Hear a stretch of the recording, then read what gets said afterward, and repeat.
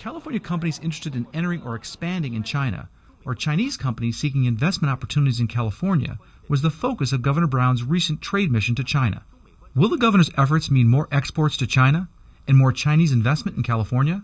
What impact will opening California's new trade and investment office in Shanghai, the first formal trade presence by California in China since 2003, have on China-California trade? And are there specific companies like Apple or industries like agriculture that stand the most to gain by increased trade with China? We'll ask.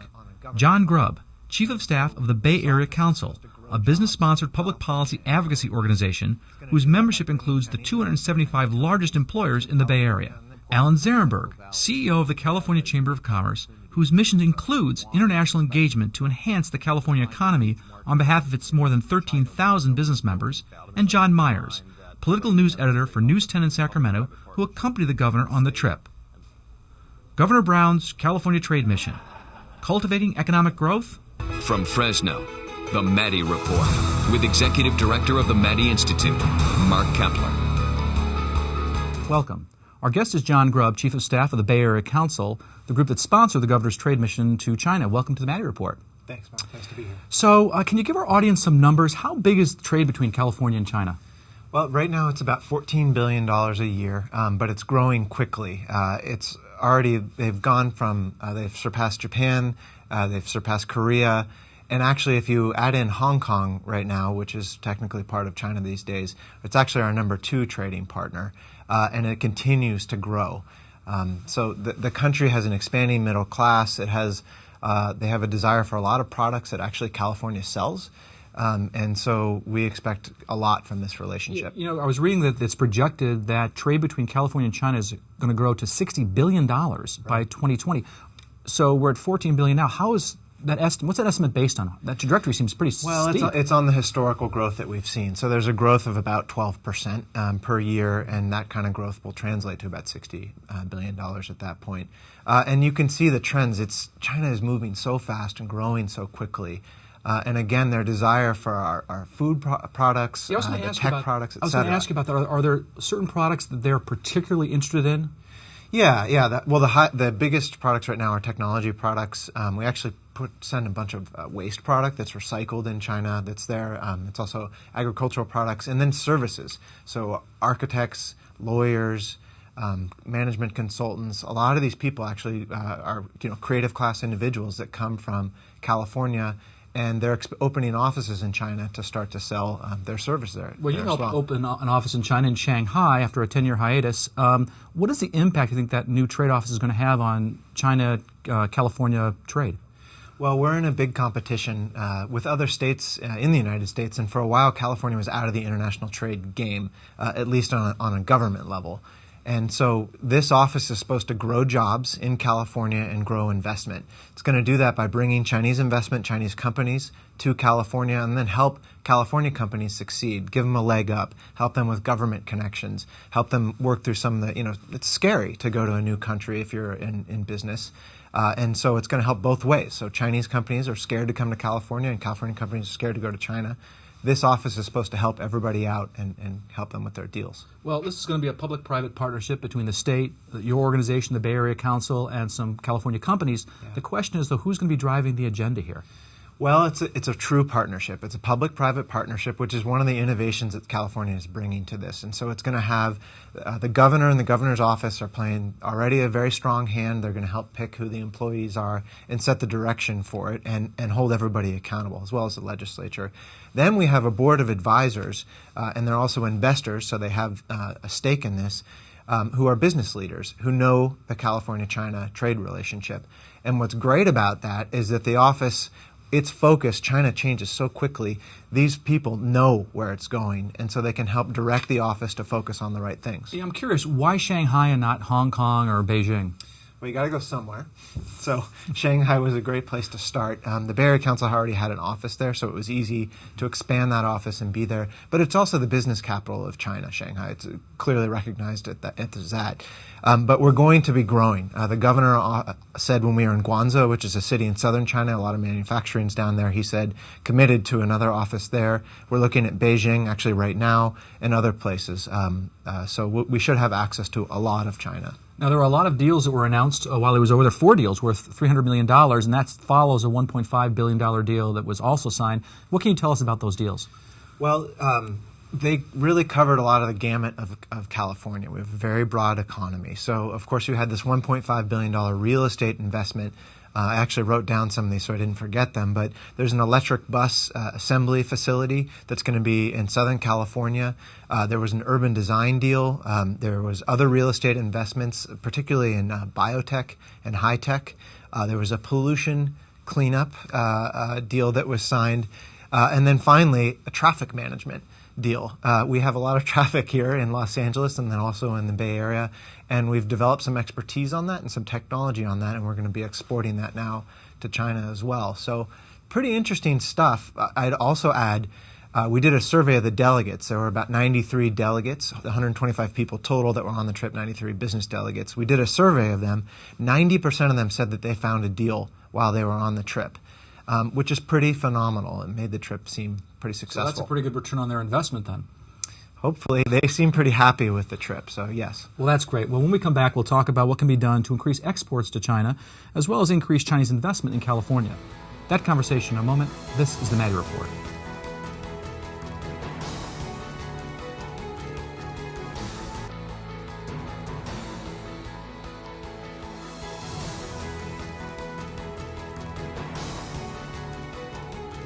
Welcome back. We're talking with John Grubb, Chief of Staff with the Bay Area Council, the group that sponsored the governor's recent trade mission to China.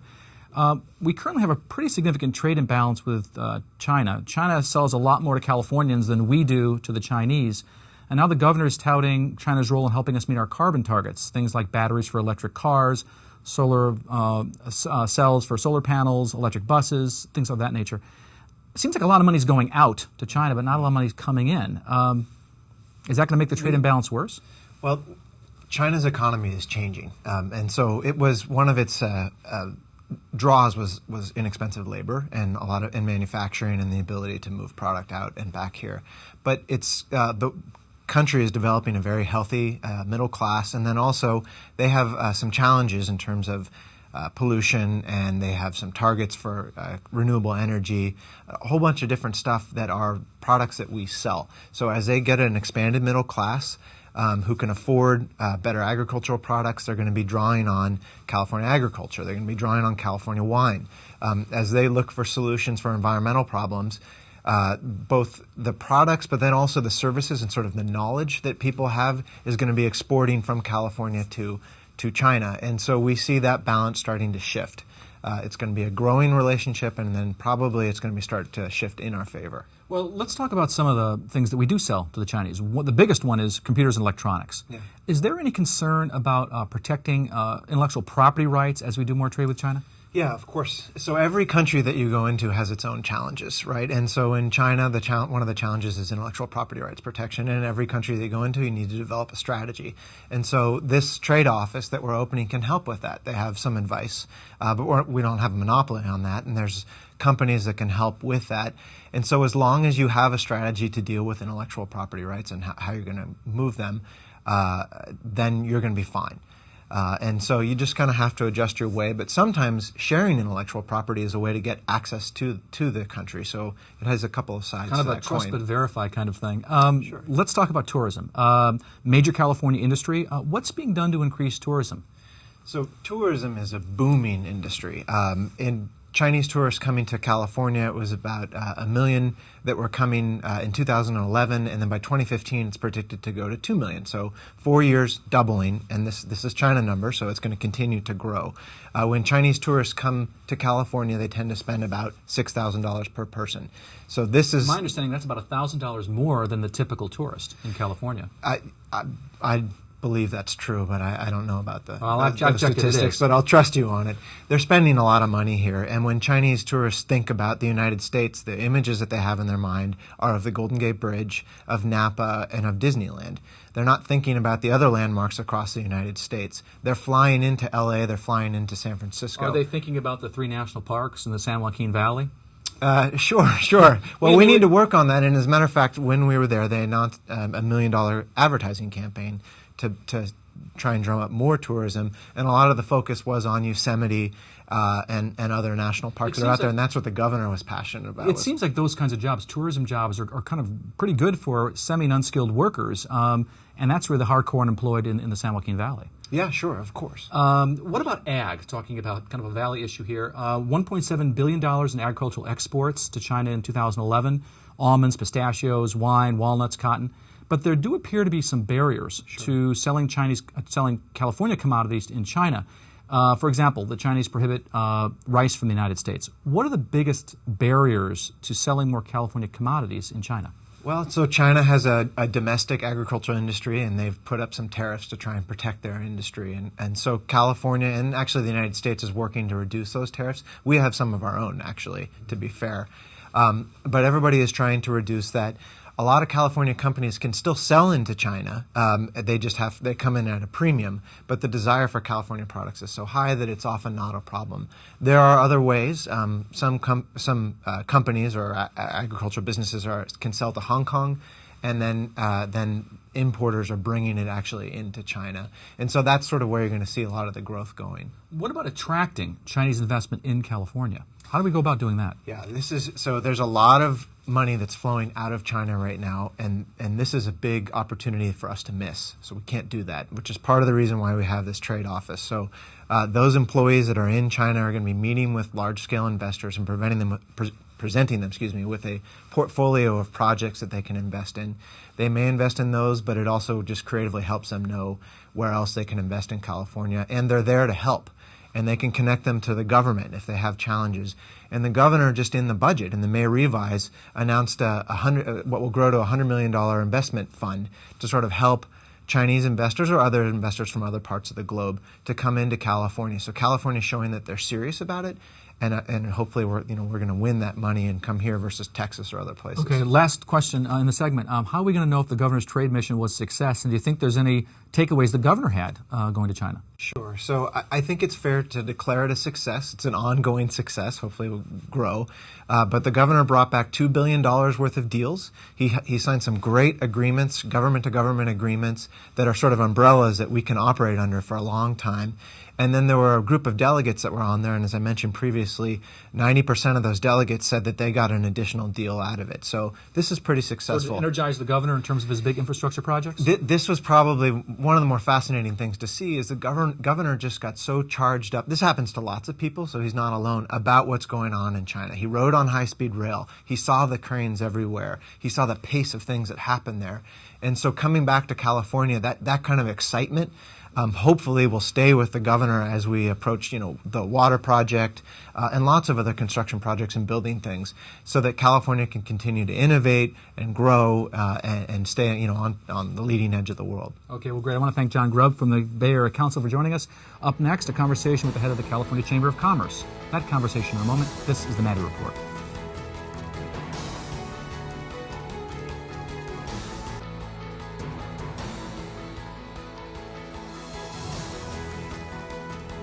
Welcome back. There appear to be significant opportunities for California businesses to expand to the diverse Chinese marketplace. So what are the prospects and potential pitfalls of increased trade with China? Our guest is Allan Zaremberg, President and CEO of the California Chamber of Commerce. Welcome back to the Maddy Report. Well, it's great to be here. It's a great opportunity to talk to your viewers again. Great. Well, let's talk about the different markets in China. Which ones seem particularly promising to you? Well, California has some unique products. We all think about, we import things from China, but there's some great opportunities to export things to China. Obviously, our technology, especially in environmental issues, which they have a great need for, is great. We export a lot of entertainment. Our movies are very popular over there. Agriculture, which is so important to the Central Valley. We have a unique opportunity to, from wine to specialty crops, to find a huge market in China where there's over 1 billion people, so many more than 1 billion. Great opportunities there. And then one other thing that we don't really look at as an export is tourism. Where we attract the Chinese to California, that's really an export of our tourism market there. So there's great opportunities. And with that many people and that many in the middle class that are growing over there, there's great opportunities for California. Well, what are the hurdles to getting to increase trade with China, to getting into that market? Well, there are obviously a lot of hurdles, some of which California can control and some of which we can't. So first and foremost, I think the governor's trip to China was very important in terms of establishing a foundation. Because when you deal with foreign countries, they're very important understanding of how protocol works in developing markets, developing relationships. And for many foreign countries, they want to make sure that the leader of a government is involved in doing business with that country. So for the governor to go to China is a very important foundational step to make sure you address those protocol needs that need to be the foundation of an export market. What else would you like to see the state do to increase trade with China for California businesses? Well, I think, a lot of things depend on the federal government, so we need to lobby the federal government. So if we're going to open up agricultural markets to China, sometimes we need to open up some of our markets to Chinese, to things that the Chinese export to California and America. So there's a lot of give and take there. We also need to be very engaged in the visa issue, to make sure that the Chinese can have access to visas to come to California because they really want to come here and visit our tourism destination. Yeah, I want to talk to you about the tourism industry. It's a major California industry, and I was reading some statistics that indicate that Chinese tourists contribute about $1,000 more per day than the typical tourist in California. What can we do to make California even more attractive destination for Chinese tourists? California, first of all, already has the best impressions that people could have throughout the globe.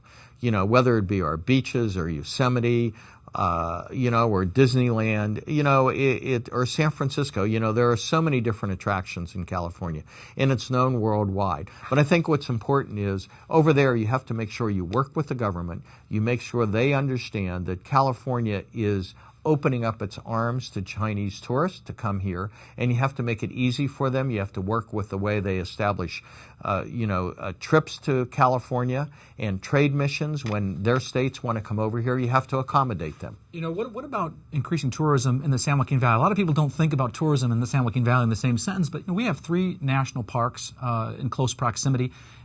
Is the state doing enough to promote tourism in those areas? Well, as part of the governor's trip, we had a huge tourism event, and what our California Tourism and Tourist Bureau did, visitcalifornia.com, was hold an event for the people that plan trips for the Chinese. And what's important is to be able to offer all those packages, to make sure that they understand about Yosemite, about our national parks. And we laid the foundation for that. The governor laid the foundation for that with the trip, and so did Visit California. Well, let me ask you this. Bottom line, final question. Was your take on the trip, do you think it's going to increase trade and investments from China? And is that ultimately going to be good for California businesses? There's no question that these kinds of trips are very important. They establish the foundation, they establish the protocol, and you have the leader of California. And, they have more government involvement than we do, but they expect the governor of California to be there to lead the delegation, and that's exactly what happened in this trip. Well, I want to thank Allan Zaremberg from the California Chamber of Commerce for being here. Up next, one of the 3 reporters who covered the governor's trade mission in China, John Myers, political editor of News 10 in Sacramento. That conversation in a moment. This is the Maddy Report.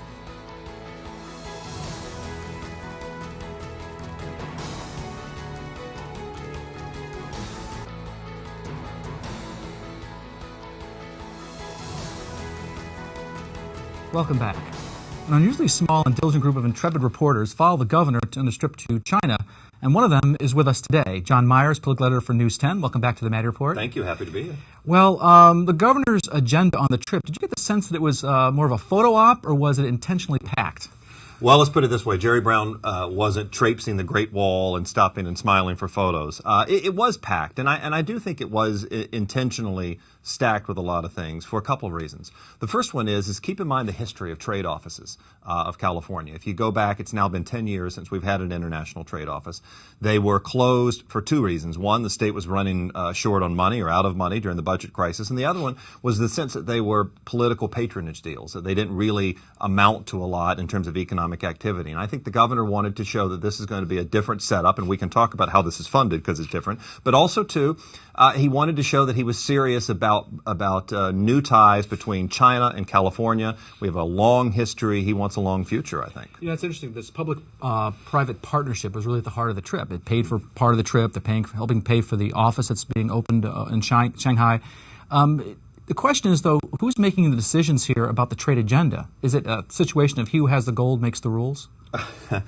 I think some of this will remain to be seen, the details, how it's worked out. I mean, let's keep in mind that the way we have this trade office and this public-private partnership between the state and the nonprofit Bay Area Council out of San Francisco was part of a piece of legislation the governor signed into law last year allowing this partnership to happen. Clearly, the Bay Area Council is out raising money to keep the office open. Clearly, delegates on this trip, there were 125 people on this trip, paid $10,000 a pop to go to China. That helped underwrite the governor's expenses going. I mean, and that was completely transparent. And transparency, I paid for my own, or the station paid for mine. But I think that the governor's office is going to have a very big hand in how the office is run, in who the staff are, and how these things happen. And when you talk to the people there, the first and foremost thing they want out of this office is they want someone there on the ground who can get questions answered anytime anybody comes in to do a deal, a business partnership. They don't want a delay. I mean, think about it. It's a 15-hour time difference and everything else. They want somebody there who can represent the state of California's answers. And I think the governor is very hopeful that this is going to be that. So a one-stop shop, maybe. Yeah. All right, what about Chinese innovations in technology? The governor was talking about how important they were for California hitting our carbon targets, things like cheaper batteries for electric cars, cheaper solar photovoltaic cells for solar panels. There's already a trade imbalance with China. Is this going to make that trade imbalance even worse? Well, trade imbalance, I mean, it depends on what vision you're looking at. Are you looking at the micro? You're looking at the macro, national, global things? And every time we talk to the governor on this trip about larger dynamics between California and the U.S., China rather, in the U.S., the governor said, look, I'm not the president. I'm not here doing all of that, even though we know he ran for president 3 times. I'm here trying to make deals to help California. And so, what the governor wants, when you refer to those things, Mark, he does. He wants Chinese innovation in some of these issues. We talked about climate change a lot on this trip. The governor signed these formal agreements with the Chinese government on greenhouse gas reduction. One of them, very interestingly, allows at least some of these non-governmental organizations to come in and see if the Chinese are actually meeting their goals, because we know California has this ambitious plan. If we do all of this work to reduce our greenhouse gases and China does nothing, then it's all for naught. And so the governor needs help. He needs help on the batteries issue. He needs help on wind and solar. And the Chinese actually had a lot of questions about how California has gotten to where it is. Look at Los Angeles. We know what Los Angeles in the 60s and 70s was with smog. You compare that to China in cities like Shanghai and Guangzhou that we visited. The smog is horrible. And they want to know how we did it. They want to know what our secrets were. So I think there's a lot of room there for collaboration. So how are we going to know whether this trip was a success? Good question, isn't it? I think it depends on your politics. I think it depends on your goals. There are critics who are going to say that the governor, is out there on a junket and this is just another one of those trade offices that isn't going to do anything. The governor seemed to talk a lot on the trip and since the trip about a long-term relationship. And if you really look at Chinese culture, and not that I knew a lot of it before I went, but when you talk to people when we were there in all of those cities, the Chinese value a long-term relationship. You don't go in and strike a business deal in 10 minutes. It lasts over years. And so I think when you talk about measuring, it may take several years to measure some of these deals. The governor had some things right out of the gate.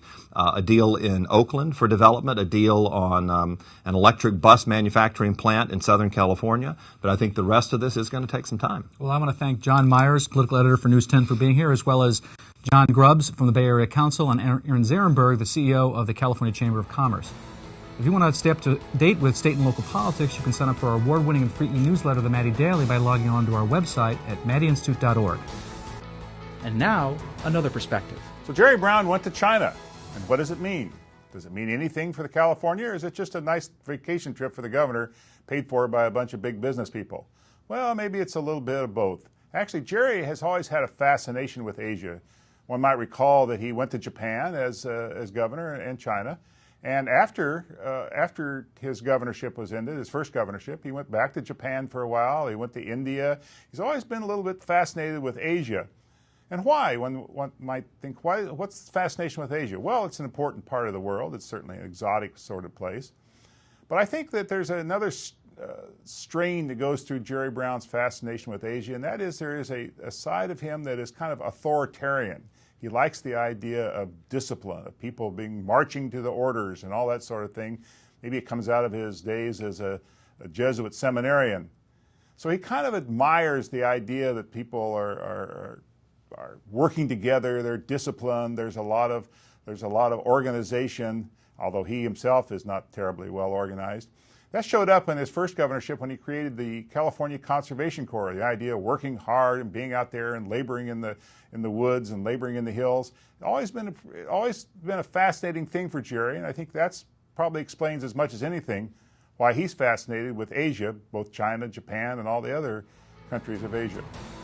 The views expressed in the Maddy Report are those of the individuals participating in the program and do not necessarily reflect those of the Maddy Institute, the California Channel, Casey, or Valley PBS.